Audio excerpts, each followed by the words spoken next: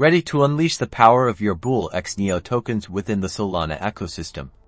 Let's dive into connecting it with your Phantom wallet for seamless access to a world of DeFi possibilities. First, ensure your Phantom wallet is installed and updated to the latest version. This is crucial for compatibility and security. If you don't have it yet, head to Phantom app and download the appropriate version for your device or browser. Next, open your Phantom wallet and navigate to the settings menu. Look for an option related to connecting to external applications or managing token lists. Within the settings, find the Add Manage Tokens section here.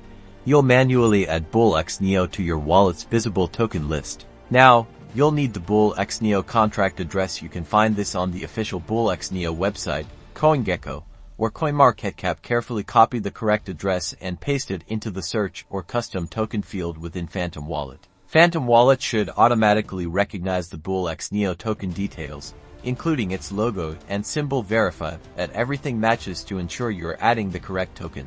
Confirm the addition of BullX Neo to your wallet. You should now see your BullX Neo tokens displayed within your Phantom Wallet balance. And that's it.